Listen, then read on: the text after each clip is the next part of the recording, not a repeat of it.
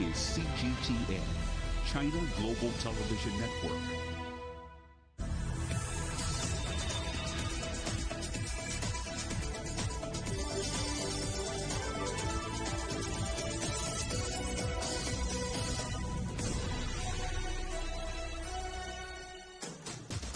Live from London, this is Global Business. Hello, welcome to the programme. I'm Jamie Owen. And I'm Robin Dwyer. Our top stories. Russia confirms its most important warship is crippled after an apparent shelling in the Black Sea. Our other headlines: look east for new markets. Putin tells oil and gas companies as Europe threatens to reduce its dependence on Russia. Give us each day our dearer bread. The European Central Bank leaves interest rates at record lows despite soaring inflation. The UK says it'll send some asylum seekers to Rwanda on a one-way ticket, but charities describe the policy as cruel.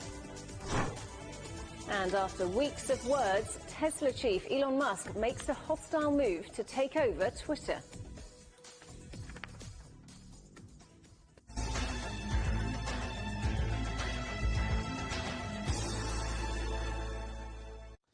Russia says that its most important warship has been seriously damaged after an explosion that Ukraine claims was a missile strike. The Moskva was hit by what the governor of Odessa says was 2 anti-ship missiles in the early hours. The Kremlin says efforts are underway to tow the vessel back to port.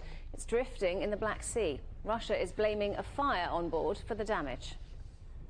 Well, we'll take you to Ukraine in just a moment for the latest position on the ground. The Moskva is the flagship vessel of the Russian fleet, having previously been deployed in the Mediterranean during the height of the Syrian conflict. So just how serious is this damage? Let's talk to Colonel Liam Collins, who's a former advisor to Ukraine's military. Colonel, welcome back to the show. First, how significant is this flagship, this warship, and the damage it seems to have sustained?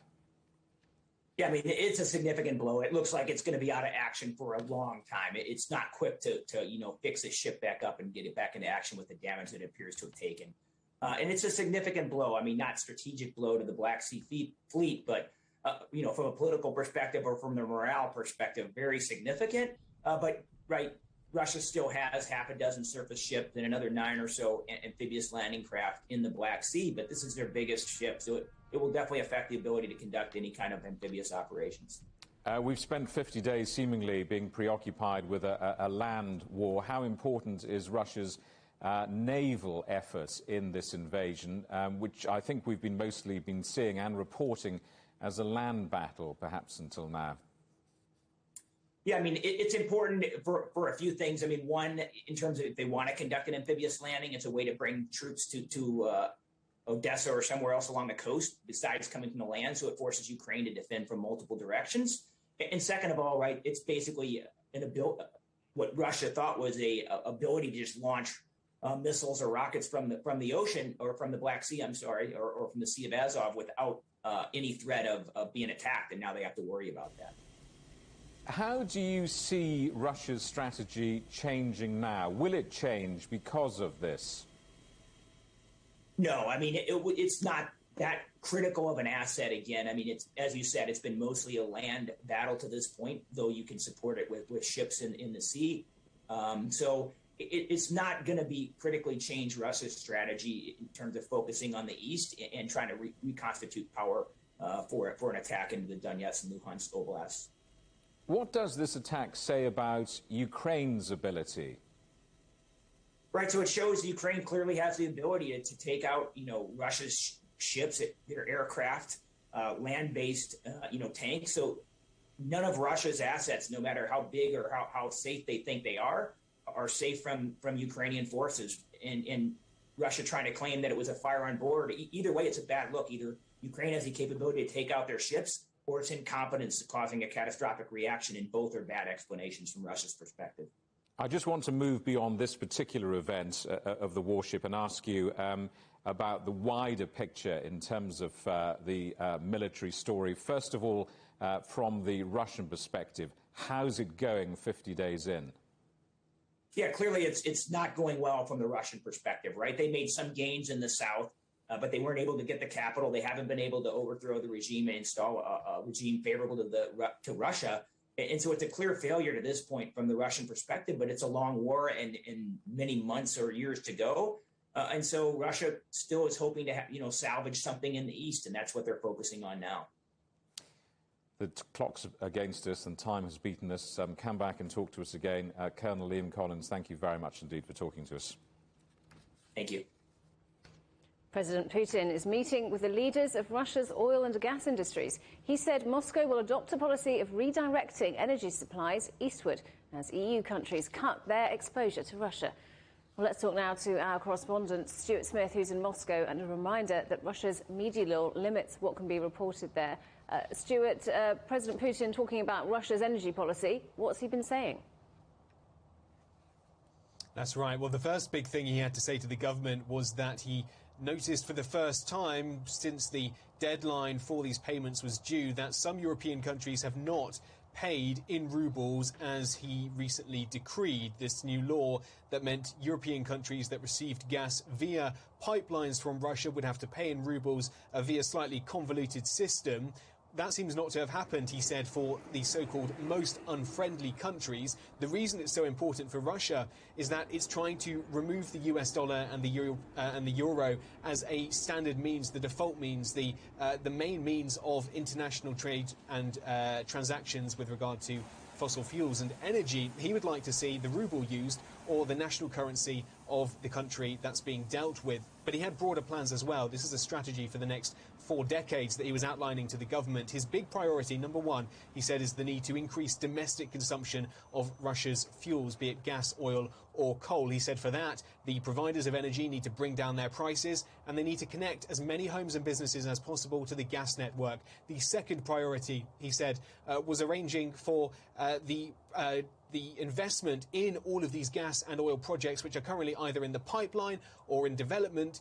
They need to go ahead as soon as possible to allow Russia to extract more and get more out of the country. And the third thing he said was new markets, finding markets aside from the West, which he says have shown how unstable and unreliable they are. He says Russia needs new markets to the south and east, and that could even involve creating a new pipeline to take gas and oil from Siberia to the east. Here's the Russian president speaking earlier. We need to diversify exports. We will proceed from the fact that in the foreseeable future, the supply of energy resources in the western direction will be reduced. It is important to consolidate the trend of recent years and step by step shift the direction of our exports to the fast-growing markets of the south and east. So how big a blow could the loss of contracts in Europe be for Russia's energy providers? Well, the president said he's still not convinced that the European Union will go ahead with any kind of gas embargo, that he says there's no alternative for Russian gas for the European Union. But he said if it does go ahead, it will be a big change for not just Russia and the EU, but for the world. And he said that change, that pivot to the east, would be, in his words, easy. But there are definitely challenges. To put this into scale, over 50% of Russia's income, its foreign income, comes from energy exports. And for Gazprom, the gas provider, for example, 2/3 of its revenues come from the so-called unfriendly countries. We're talking about tens of billions of dollars here that would be affected. And although the president says it's easy, there are a lot of things that would have to take place for Russia to export to different countries. For a start, they would have to want the gas, and the energy minister said this week that that may require a huge discount to get these countries interested. But also, as the president outlined, there are gaps in what Russia's able to do because of its infrastructure. New LNG terminals would need to be created and new pipelines built to get it out of Russia. Stuart, thanks very much. Stuart Smith there in Moscow.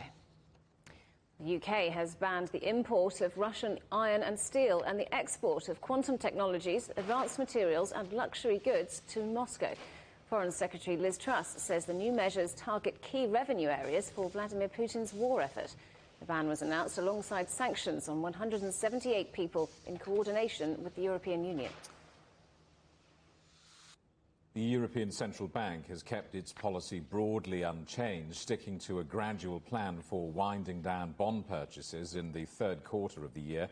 Interest rates remain at minus 0.5%, and there was no firm guidance on when that might change. Let's talk to our correspondent Trent Murray, watching events for us in Berlin. Trent, the European Central Bank largely sticking to its current course. Yeah, that's right, Jamie. This was a pretty important meeting of the ECB Monetary Board. Investors really keen to see how the central bank was going to respond to this skyrocketing inflation that we're seeing across the Eurozone. And really the takeout message is, as you say, they are going to stick the course and are not going to enact any major policy changes yet. What they have said is that they are going to start to slow down on that extraordinary amount of stimulus that they've been pumping into the Eurozone off the back of the COVID-19 pandemic, including those bond purchases. But that is really sticking to the plan that they originally had, just slowing things down somewhat. But Christine Lagarde said she wants to maintain optionality, gradualism and flexibility.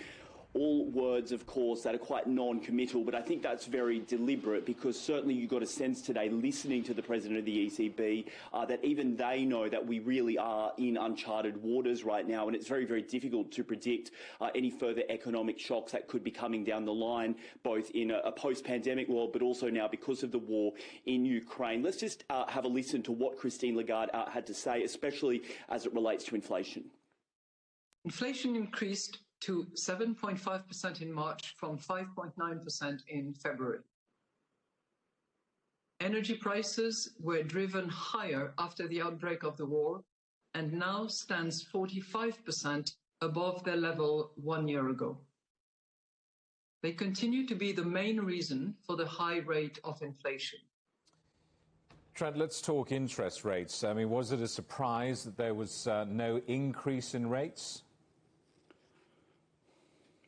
Well, I think it really depends on who you ask, because on one hand, we are seeing central banks right around the world raising interest rates to try and deal with inflation. I mean, I think in the past kind of 2 days, we've seen South Korea, New Zealand, Canada move in that direction. Of course, the UK doing the same. But the European Central Bank doesn't want to go in that direction yet, according to Christine Lagarde. They have held rates where they are now, of course, record lows. But what she is saying is that there will be a conversation about hiking interest rates, I should say, sometime after, were her words, these pandemic stimulus measures wrap up. So I think for now that the interest rates are probably likely to stay, for some time as they try and wind those measures up, particularly in Q3. But of course, the ECB has always been one of the more cautious central banks when it comes to tackling interest rates and just affecting them, given, there's so many countries in the Eurozone. They really are just doing their best to avoid any further economic shocks. There is this growing chorus of pessimism, I suppose you could say, in many Eurozone countries, including here in Germany, that there could be a recession on the way, especially if there is any interruption to those Russian energy supplies, as Stuart was talking about. Trent, thanks for that. Trent Murray, our correspondent in Berlin. The ECB's decision to leave all rates at record lows comes despite soaring inflation in the Eurozone, and consumers are feeling the effects. Including in France, where one staple that rarely sees a price increase is now becoming more expensive. Our correspondent Ryan Thompson reports. A visit to the bakery is a daily ritual for most French households. Baguettes are a staple at breakfast, lunch, and dinner. So much so that its price rarely changes. But soaring Eurozone inflation has made long-standing prices unsustainable.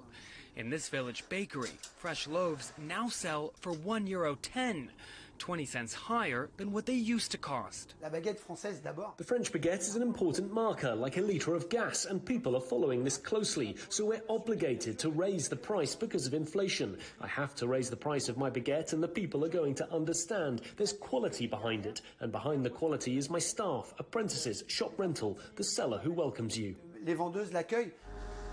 Yes, even the humble baguette is not immune to inflation.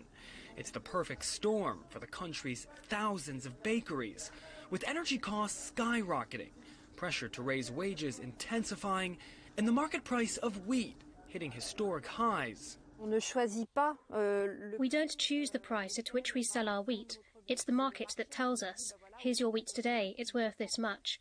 But it's unfair competition with other European countries because they have lower costs, so it costs them less to produce, and so they can afford to sell for less than us. We met wheat farmer Orly Halan before the Russian attacks on Ukraine. She was struggling to make a profit, with so many factors determining how she should price her wheat. The war has further complicated the market as it forces a near stoppage of wheat harvesting in Ukraine, which is at the heart of Europe's so-called breadbasket. The effects are now rippling across global markets. The price of nearly all goods has risen an estimated 4.5% since January. You can see it firsthand here at the market. A kilo of asparagus now for over $16, while a box of cherry tomatoes now tops over $3. French consumers say they feel the pressure on all sides, and shrinking purchasing power has quickly become one of the hot-button issues in the ongoing French presidential election.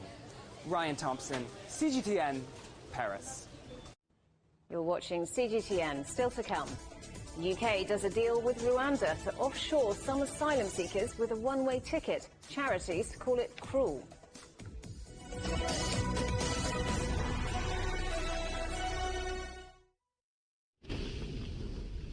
The British public not only need to know, but they want to know more about China.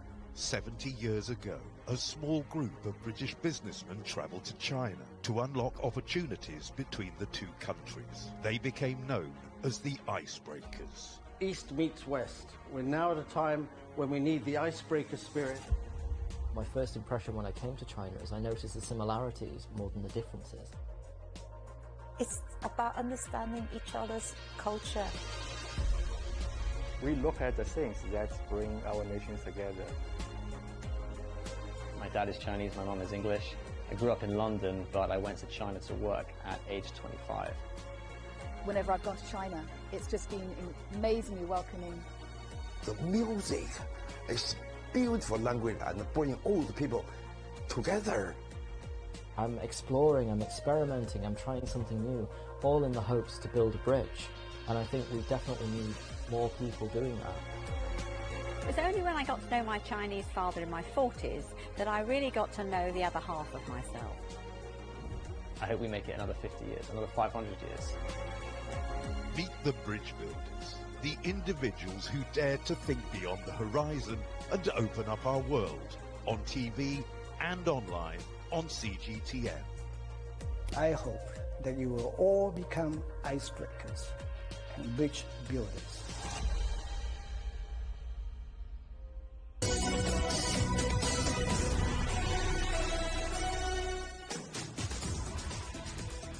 Welcome back to Global Business Europe. Just a reminder for you that CGTN is available to watch for free on all the major digital platforms, on Smart TV or online on Roku, Apple TV, Amazon Fire and Android TV, YouTube, Dailymotion, CGTN.com and the CGTN app, and in the UK on Freeview. Prime Minister Boris Johnson has announced an agreement with the government of Rwanda to run asylum processing centres on behalf of the UK. The trial operation will involve single men being sent to the East African state while their applications are processed. The Home Secretary, Priti Patel, is in Kigali to finalise this deal. Let's talk to our correspondent, Andrew Wilson, who's following the story for us. Andrew, this is a huge shift in policy. Tell us more. It's a huge shift, Jamie. All of us are surprised. Suddenly, the Prime Minister turns up in Kent to make this announcement. Priti Patel, the Home Secretary, turns up in Kigali to make the other half of the announcement. The Prime Minister was clear today. He said this is a compassionate country. We relish our immigrants. We employ immigrants for many generations in the UK. He gave a whole speech about why the UK welcomes people from outside coming in to make it his home. And then he distinguished between those people and the illegal people, the ones that come in through the crime gangs. And he said, these make the whole thing unfair. These are what we have to tackle. And he said, looking at the 28,000 or so that came in last year, crossing the channel illegally, as the Prime Minister said, 9 out of 10 of those were male and 7 out of 10 of those, he said, were single. So he's pointing out that in the government's view, these people are economic migrants rather than refugees seeking asylum and therefore need to be treated differently. They will be sent instead to Rwanda. Preparations are well underway, says the Home Secretary. There's already one hostel available to take about 100 to 200 people. More will be built, and this will be a procedure to make the opportunity available for people who make their way to the UK to build new lives elsewhere, in this case in Rwanda. Here's my report. The UK Home Secretary arrived in Kigali and immediately set to work finalising the announcement that some asylum seekers crossing the Channel to the UK will now face a one-way ticket to Rwanda under new government immigration plans. The UK has been struggling with rising numbers crossing the Channel and is pitching this plan as a way of putting off the smuggling gangs, targeting economic migrants as opposed to genuine refugees, and tackling anti-immigration political pressure. Our new migration and economic development partnership will mean that anyone entering the UK illegally, as well as those who have arrived illegally since January the 1st, may now be relocated to Rwanda. This innovative approach, driven by our shared humanitarian impulse and made possible by BREXIT freedoms, will provide safe and legal routes for asylum while disrupting the business model of the gangs. The government in Kigali has been negotiating for some time, and the government hopes this is the start of a wider programme. This is part of the United Kingdom's new plan for immigration, to control our borders, protect our communities, stop dangerous illegal migration, help the world's most desperate people, and welcome international talents to the UK. Under the proposal, the Rwandan government would take responsibility for the migrants and put them through an asylum process with a view to settlement in country. The government says Rwanda is one of the safest states in the world. Labour says this is all about avoiding talk of Downing Street parties. I think this is not about tackling the small boats issue. This is about tackling the government's own sinking boat issue. The idea of offshore camps abroad is not new. Following an Australian example, the UK government has looked at Albania, Ascension Island, Ghana and Gibraltar, but all have fallen through. UN representatives and NGOs have already called the plans cruel and nasty. We have years of evidence from Australia about precisely this policy measure, which has done nothing to stop people coming to Australia seeking asylum, has inflicted a huge amount of cruelty on a relatively small number of people, basically imprisoned for years and years. About 28,500 people made the perilous journey last year. In November alone, 27 drowned. According to the Home Office, 9 out of 10 making the journey were male, 7 out of 10 were single, but many of them, of course, are children. It currently costs the government $4.5 million a day to house about 25,000 asylum seekers. The initial payment to Rwanda would be about $170 million. Andrew, people have been crossing the English Channel in small boats for years. What's the significance of the timing of this announcement now? Well, the opposition, the Labour Party, think it's all about Partygate. They think this is something to fly a kite over the Easter weekend to give people something other to talk about than the Prime Minister's disgrace at being fined by the police for holding parties during lockdown. And there may be an element of truth to that. But look at the figures. 600 people have crossed the Channel just yesterday. Already 5,000 this year. They didn't reach 5,000 until June last year. So numbers are going to go up. This is a story that anyway threatens to really harm this government. And it's a government built on Brexit policies and immigration. So talk about putting the Navy in charge instead of the Border Force, talk about making it a crime to bring a boat across the Channel to the UK. This is all good news to the government's core support from that Brexit side of things. It's something that they needed to do anyway, but the timing might have meant that right now this is a better time to do it than any other later in the year, especially as the numbers are going up and this pressure, of course, from the Downing Street parties. One other point is that Rwanda is one of 2 countries that is a part of the Commonwealth but has no history with the UK. It really wants to be friends with the UK. It would be little or no effort for the Home Office to pick up the phone and say to President Kagame in Rwanda, we'd like to hold this press conference super quick because we need to do it before the Easter weekend. How do you feel about that? I think they would have been more than happy. The Rwandans want this deal just as much as this government does. Andrew, thanks for that. Our correspondent, Andrew Wilson. Well, let's explore this more now with Dr. Ruby Ziegler, who's an Associate Professor in International Refugee Law at the University of Reading. Welcome to the programme. Thanks for joining us.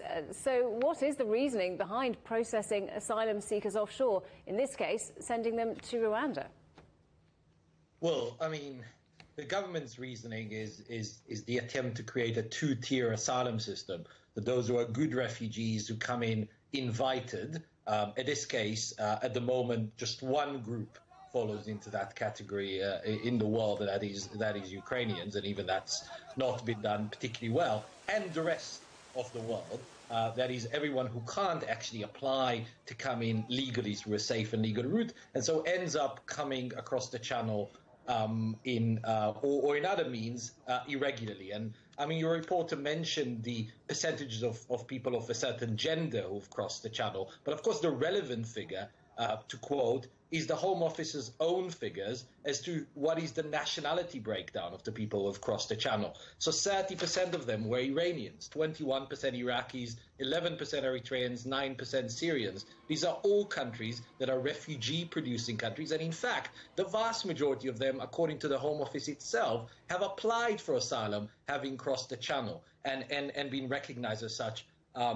subsequently in the UK asylum system. So let's be clear what the UK is doing here. The UK is taking people who have come to the UK to seek asylum. They are within the UK's responsibility, and they are seeking to send them to a country with a dismal human rights record where the UK will have no control over the asylum processes that the Rwandan government would put in place, no ability for judicial review of these processes. In the UK itself, 40% of Home Office decisions have been overturned by appeal. There will be no appeal process, as far as we know, in Rwanda. And all of that is done at a huge cost and with no justification in terms of responsibility sharing or, in fact, any other thing. Sorry to jump in. I wanted to talk both about costs and human rights. There has been plenty of criticism for this plan on both those issues. Does it stack up? Well, I think the criticism is correct. I mean, on two dimensions. I mean, in terms of the cost and human rights records that we can draw on, we have a tried, tested and failed model, the Australian model, which the government seems to like on other fronts. Australia had a form of offshoring processes with Papua New Guinea and with Nauru. And in both of these cases, that has led to dreadful conditions for people who were held in those jurisdictions without proper judicial review mechanisms and with a great cost to the Australian taxpayer. And I believe the Conservative MP Andrew Mitchell has calculated that the cost that is estimated in order to implement this offshoring process with Rwanda would be more than housing people at the Ritz and educating them at Eton. So the government is planning to do something that is incredibly costly, is human rights unfriendly, and has no justification in terms of the UK's own responsibility sharing. So if we're thinking about last year's numbers, your reporters quoted 28,000 people. 28,000 people is about 5 people per constituency. It's about 0.05% of the UK's population. 150,000 people have just signed up to host Ukrainians in their homes. Can we really say the UK can't host 28,000 people from war-torn and persecution-driven countries? That is, to my mind, really unjustifiable. OK, Dr. Ruby Ziegler from the University of Reading, great to get your thoughts today. Thank you. Thank you. Shortlisted bidders for Chelsea Football Club have hours left to submit their final proposals. There are 4 bids in contention, thought to be around $3.3 billion. The preferred offer will be presented to the UK government and the sale could go through next month. The former Russian owner of the English Premier League club, Roman Abramovich, had his assets frozen as part of UK sanctions. Standard Chartered is leaving 6 countries in Africa as it looks to improve its profits. The list includes Zimbabwe, where it's operated for 130 years. This is a significant change in strategy for the bank, which had been one of the biggest European investors in Africa. Instead, it'll focus on faster-growing markets, including Saudi Arabia and Egypt. British Airways is reportedly offering Golden Hello bonuses worth about $1,300 to poach staff from rival airlines. BA is one of many UK businesses, including airlines and airports, struggling with surging demand after COVID-19 restrictions were lifted. It's already had to cut flights because it can't staff them.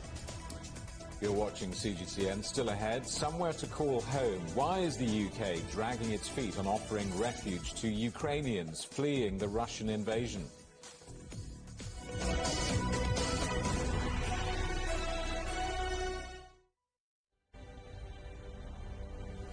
It is now important that all of us in Europe act very swiftly. Fines for the non-vaccinated will most likely be between $1,000 and $4,000. The new Omicron variant circulating in southern Africa.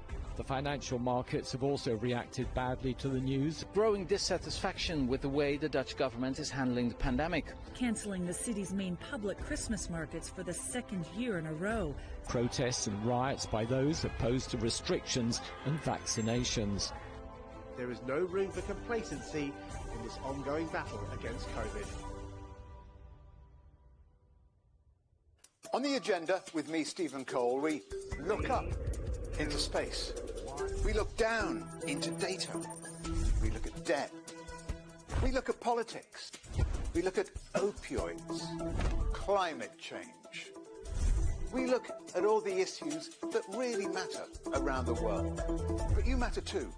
We want to tell the stories you want to see and hear about. Make it your agenda.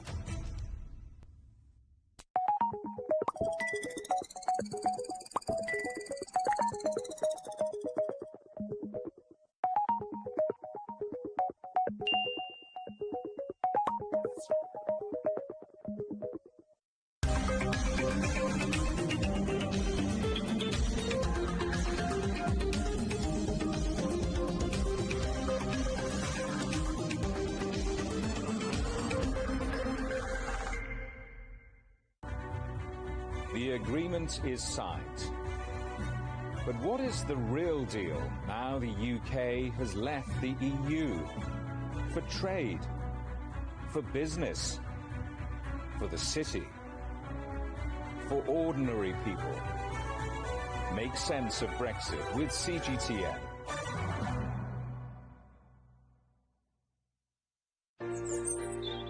Ever wondered what's the difference between a bear and a bull market? Where are the cash cows? And who are the lame ducks? And what exactly are black swans? Grey rhinos? And unicorn companies? Make sense of it all with Global Business, only on CGTN.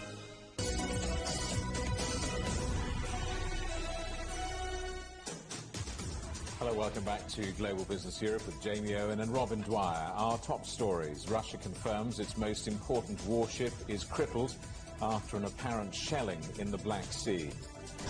And look east for new markets. Putin tells oil and gas companies as Europe threatens to reduce its dependence on Russia. Well, let's take you to Ukraine now and talk to Associated Press reporter Philip Crowther, who's in the city of Lviv. Philip, what more do we know about what's happened to this warship, the Moskva?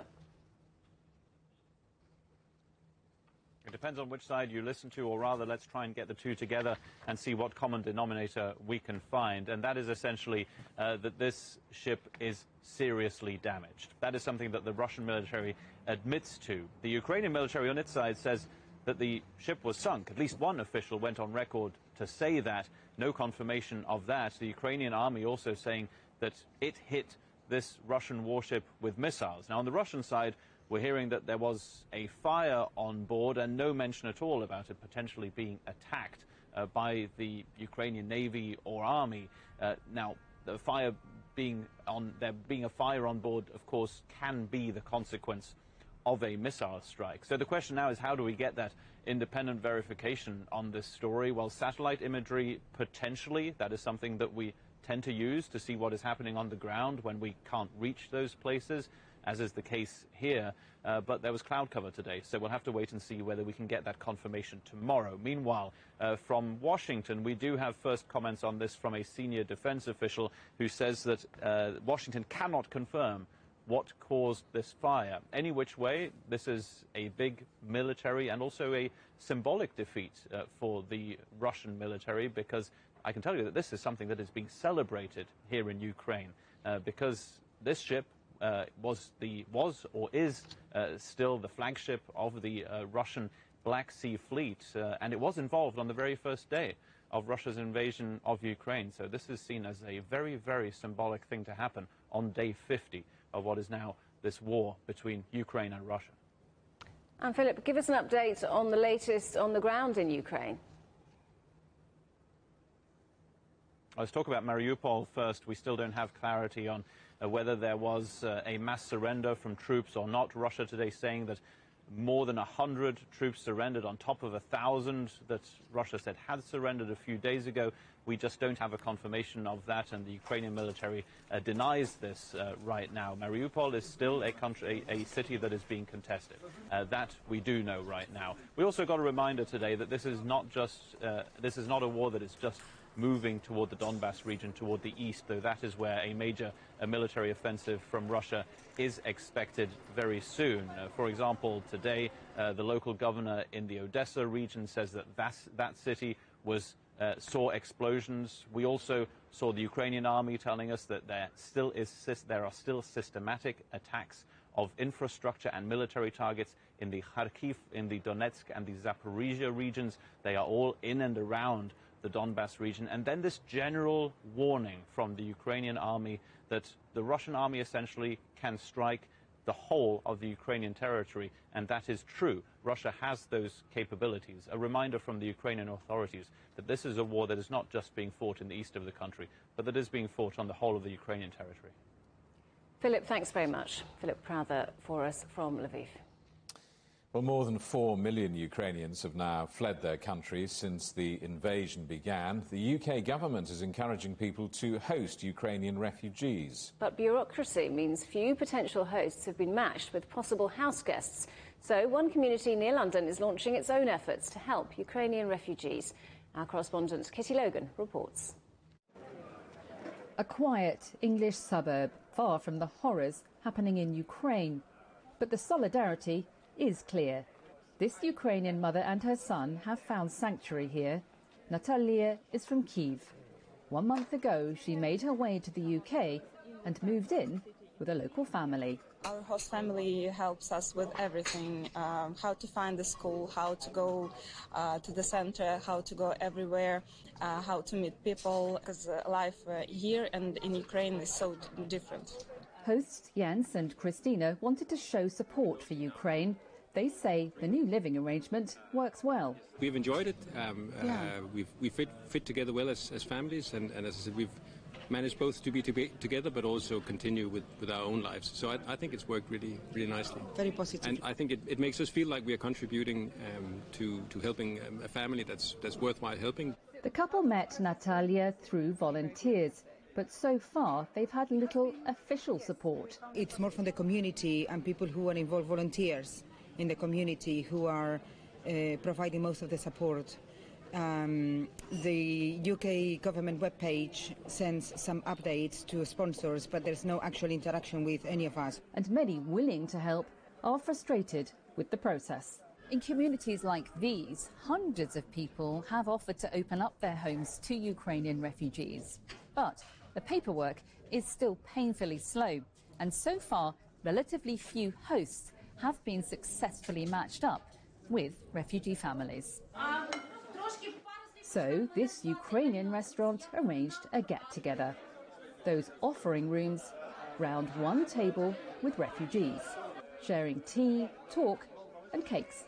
How we can help the Ukrainians coming to Twickenham, coming to the area. Anyone with rooms free for 6 months or more can apply to the government Homes for Ukraine scheme. Thousands of hosts have registered, but few have seen any Ukrainian guests yet. Volunteers want to bridge that gap. I think there's definitely a bit of a mismatch with the resources that are provided right now for how those sponsors who are living here are able to find those Ukrainian families and how those Ukrainian families can in turn reach out to hosts here.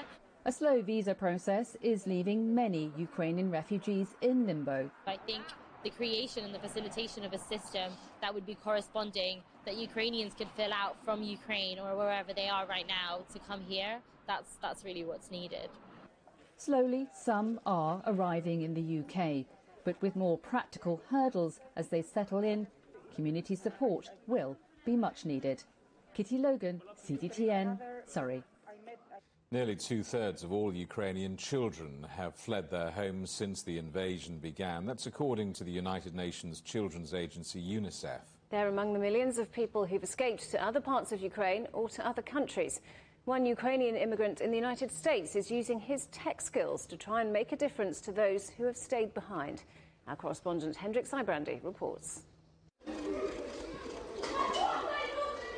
In the chaos of the current conflict, one man is working as hard as anyone to assist Ukrainian citizens and get them out of harm's way. His name? Arthur Killian. I'm a tech entrepreneur. I have a degree in systems of artificial intelligence. I've been building tech startups for about 10 years. Killian, who emigrated from Ukraine to the U.S. in 2018, dropped everything when hostilities began on February 24th. Using his software expertise, I couldn't even imagine that I'm going to need it for my own country, my own family. He started UkraineNow.org, a nonprofit that's mobilized thousands of volunteers using various messaging apps to get people onto buses in Ukraine and then to safety. I'm just using my skills. I dropped all my commercial work. I'm on this 24/7, as most of the Ukrainians are. Just because we have no other option. Whatever gets the job done. His organization found and bought this ambulance in the Netherlands is just one example. It managed to rescue some young Ukrainian cancer patients. It was intense. It was the craziest thing that we've done. A $10,000 contribution from Amazon Web Services helped Ukraine Now construct a tech platform that other groups and governments can plug into in the hopes of bringing some order to the sprawling relief effort. Killian is driven by the use of technology for social good. 2 years ago, he created a website to make sense of the vast scientific literature related to COVID-19. That was daunting. The current challenge may be even more so. We are UkraineNow.org. We're trying to assess the needs on the ground. Killian, who's based in Los Angeles, recently brought basic supplies to Tijuana, Mexico, where Ukrainian refugees have gathered in large numbers, hoping to gain entry into the U.S. It's very, very bad. There's around 400 or 500 people arriving each day, and it's going to increase. And they're not letting, that many people in. Many of Killian's own relatives remain stuck in Ukraine. It's an impossible task. We've tried every door, knocked on every possible embassy. It's just very hard. Money is another obstacle. Donations to Ukraine Now have been inconsistent. Killian, who's on 50 to 60 Zoom calls a day, and most of his volunteers are not paid for their efforts. He knows that can't go on forever. I'm just burning out. It's very, very challenging when you know that every single minute of your time can save lives, and you just not allowing yourself to go to sleep and rest because you can't. Too many refugees need his attention. There's too much work to be done. Hendrik Sybrandy, CGTN, Denver. Well, after weeks of words, the billionaire electric car mogul Tesla's boss Elon Musk has made a shock move to buy the social media platform Twitter. Musk, who is a prolific tweeter, made the announcement of the hostile takeover on Twitter itself. He's offering $54 a share, which values the company at $43 billion. Musk is already Twitter's biggest shareholder, acquiring a 9.2% stake last week. Let's talk to our correspondent, John Terrett, in New York. Yes. Well, John Terrett. Is he serious, then? Well, I know. Well, this is the big question. You have to ask yourself. He was serious in August of 2018 when he said he was going to take Tesla private at $420 per share. Never happened. Got into big trouble, serious trouble with the regulators here over that one. Part of the problem here is that we don't know what Musk's future strategy for the company might be. Does he really want to run a third company pretty much full-time on top of Tesla and SpaceX? That's a question you have to ask yourself. Now, he is saying that Twitter is not serving free speech very well. And I will tell you for nothing that if he does this, Donald Trump will be back on Twitter very, very shortly after that. But the problem is that Musk is talking about taking the site ad-free, so no advertising coming in to pay for things, turning it into a possible non-profit. Now, who in private equity would want to help him out with finance if there's no advertising dollars coming in? Does he have the money to do it himself? Well, yes, he does, but he's not really very liquid, so he's going to have to sell stuff in order to buy Twitter if this goes ahead. And this is right now driving down the share price of Tesla by 3%, and even at the moment, Twitter shares are down by 1% as well. The thing is, Wall Street is fed up with Twitter because it knows that it could do better. It really didn't like the part-time CEO, Jack Dorsey. He's gone now. There's a new guy in, but Musk is sort of toying with him. It's possible the two things are going. One is that he's torturing the board via tweet in order to get them to speed up reforms, which everybody knows need to be implemented at Twitter if it's to do better. It also could be that this is his exit strategy from everything we've been talking about in the last 2 weeks, because he says that this is my full and final offer of $54.20. Why would you say that if that's your first offer and it's also your final offer? So it could be that when the board meets, they'll reject the offer and he'll say, well, OK, I'm off. I'm out of here. Mark Cuban, major American businessman, is saying that he thinks what will happen is that the Twitter board will appoint or get a friendly person to buy out Elon Musk altogether. Final thought. The thing is, Twitter is about the only media company that I can think of, major mass media company, that you could buy outright like this in a hostile bid, because you can't buy Facebook, for example, because it's wrapped up in Meta platforms. But Twitter is a standalone company, and you could do it. So we'll see whether it goes ahead. The board meets at 21G, which is in about 4.5 hours from now. I think they're going to reject it. That's my prediction. We'll replay this interview tomorrow and talk to you about it again tomorrow. And that's enough Twitter. Let's talk about the banks. A big day for US banks. Yes. I know. Well, I thought we were going to be talking all about the banks today, and then we have obviously had to do Elon Musk. So let me just rattle through these fairly quickly. I mean, the masters of the universe are on deck, to quote the bonfire of the vanities. JP Morgan Chase yesterday, we talked about this, profits down 42%. They took a $500 million hit because of the Ukraine dislocation, as they put it.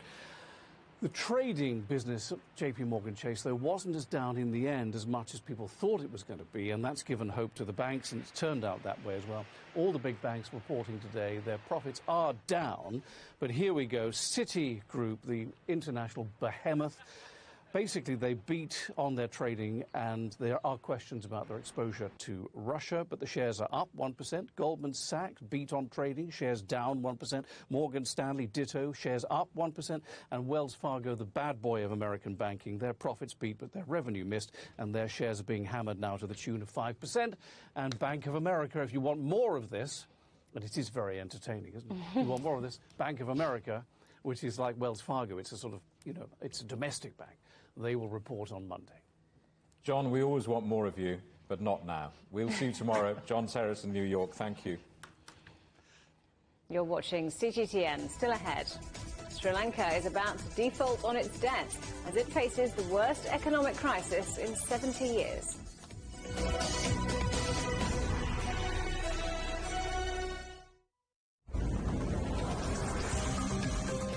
This week on Razor, the Scottish company that's turning plastic waste into roads, the no-touch technology for health settings, and the rare gene variant which appears to slow down aging. It affects everyone, and it's also a very interesting scientific problem, maybe one of the most difficult problems.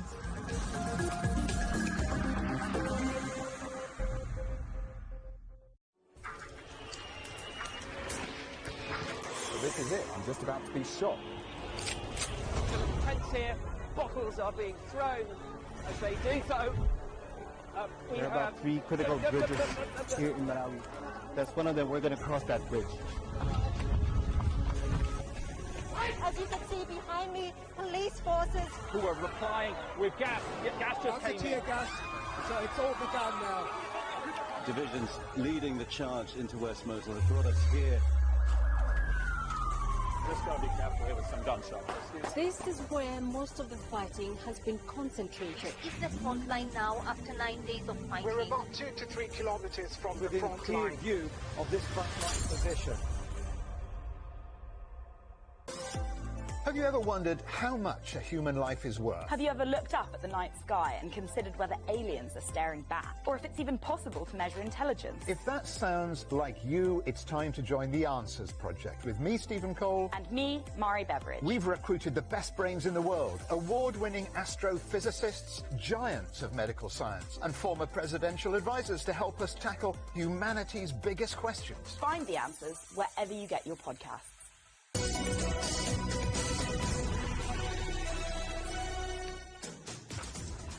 Hello, welcome back to Global Business Europe. Sri Lanka is about to default on its international debts. That's according to two of the world's largest credit ratings agencies. Protesters are camped out outside the president's office for a sixth day, demanding his resignation over the country's economic crisis. A shortage of foreign currency reserves means the government has been unable to import fuel, food and many other essentials, leading to widespread shortages. Well, it's festival season in Sri Lanka, with both the Sinhala and Tamil New Years being celebrated. But rather than let the economic crisis overshadow festivities, Sri Lankans have been combining them with the protests. Our correspondent Ravinder Bauer has been out on the streets of Sri Lanka's largest city, Colombo. It is history in the making in Sri Lanka. Reeling under pressures of economic crisis, this New Year celebration is unusual. Instead of celebrating at home, Lankans came out on the streets to usher in the New Year. These festivities on roads are a mark of protest against the government and their economic mismanagement. It's nice to see everyone is out on the streets and they are celebrating together as one country. Most of us decided not to celebrate this New Year in the ordinary way because our country is not in an ordinary situation. So we have gathered here to be with everyone who's protesting and who have come forward to raise their voice against this corrupt government. So it's definitely a one-of-a-kind experience. Sri Lanka is facing the worst economic crisis in decades due to lack of foreign exchange reserves. People have taken to the streets to vent out their anger as there is severe shortage of food, fuel and medicines. Slogans for the president to step down are resounding in many parts of the island nation. The new message is obviously that we are united and nothing can tear us apart anymore, right? And we also have another message that is for the Rajapakshas to step down. And we don't want to go in for any discussions, nothing, because they're the people who created this. First of all, we are looking at the financial situation in the country. It's very bad. So the main reason is the corrupted politicians, and especially talking about the corrupted political family, which is Rajapaksa. So we want them to step out from the politics and step out from the government.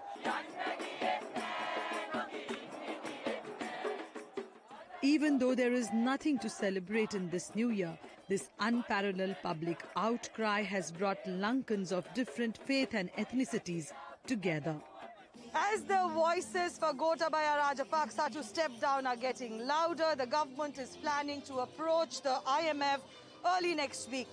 Economists say that the situation will take more time to stabilize. Until then, the people will have to bear with some sufferings. Ravinder Baba, CGTN, Colombo. This week marks a milestone in China-US cooperation. 50 years of partnership to save the giant panda from extinction. What began as a diplomatic gift has grown into a huge conservation effort. CGTN's Gerald Tan has the story. The moment they emerge, the atmosphere changes. Giant pandas are in the house. Children squeal, cameras click, the crowd is enraptured. A daily scene at the Smithsonian's National Zoo in Washington, tracing back to that historic visit 50 years ago by then U.S. President Richard Nixon and his wife Pat to China. How it all happened was at a state dinner, and Mrs. Nixon happened to make a comment about this panda graphic, which was on a package of cigarettes, and the state gift was given of 2 pandas. Ling Ling and Sing Sing arrived on April 16, 1972, heralding the dawn of what would become known as panda diplomacy. On behalf of the people of the United States, I am pleased to be here and accept the precious gift of the panda. And I think pandemonium is going to break out right here at the zoo. Mrs. Nixon was proven right. The popularity of the original pair was so great that when they died, the zoo reached an agreement with Beijing to loan a new couple. Under a captive breeding program to help boost numbers, any new cubs are to return to China once they reach the age of 4. The latest one, Xiao Qiji, meaning Little Miracle, was born during the pandemic and has legions of fans. It's bright and early here in the zoo. In fact, it's just opened because mornings are indeed the best time to come visit the star attraction, the panda bears. But it's not just the frolicking and tumbling that's brought smiles. The species is a global success story in conservation. Once thought to be on the brink of extinction, the panda was declared last year to be endangered no more. This is an example of how you can pull everything together for a common goal and getting species and people into the next millennia. Ensuring that these furry creatures which inspire awe and joy will be with us for a long time to come. Gerald Tan, CGTN, Washington. The headlines again. Russia confirms its most important warship is crippled after an apparent shelling in the Black Sea. Our other headlines: look east for new markets, Putin tells oil and gas companies as Europe threatens to reduce dependence on Russia. And after weeks of words, Tesla chief Elon Musk makes a hostile move to take over Twitter. And that's it for Global Business Europe. Thank you for watching. More on all our stories at europe.cgtn.com, and do follow CGTN Europe on Twitter, Facebook and Instagram. We're on smart TV apps, Roku, Apple TV, Amazon Fire and Android TV, YouTube, Dailymotion, CGTN.com and the CGTN app, and in the UK on Preview. Coming up next on CGTN, it's Africa Live. We'll see you again tomorrow. Same time, same place. All the team here in London. Goodbye. Goodbye.